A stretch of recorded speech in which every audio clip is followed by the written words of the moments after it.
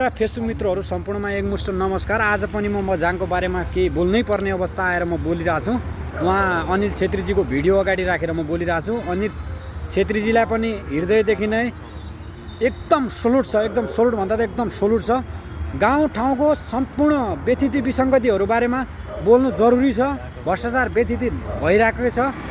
हाम्रो गाउँठाउँमा अहिलेसम्म कसैले पनि हालेको थिएन। हजुरले पहिलोचोटि मिडिया मार्फत हाल्नु भएको छ, एकदम राम्रो छ। तर हजुर कहिलेकाहीँ यस्तो अपशब्द नबोल्नु होला, किनभने हजुरमाथि पनि कानुन लाग्न सक्छ। त्यही भएर राम्रो बोल्नु होला, तर नडराउनु होला। हामीहरू पनि हजुरहरूको साथ सपोर्टमा छौँ।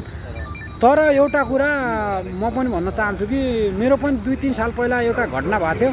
त्यो घटनामा मैले पनि न्याय पाएन, बझाङमा न्याय मिल्दैन भन्ने मलाई कन्फर्मै थाहा छ।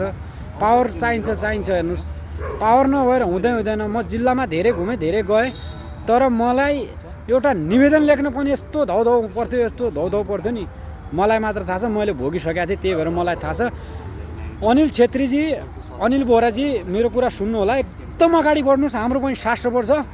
तर त्यस्तो गर्ने वडा अध्यक्षलाई सिधा खारिज गर्नुपर्छ है। वडामा राख्नु पनि हुँदैन, त्यसलाई आजीवन जेल हाल्नुपर्छ है, आजीवन जेल हाल्नुपर्छ। किनभने हामीहरूले सहन गर्न सक्दैनौँ। हेर्नुहोस्,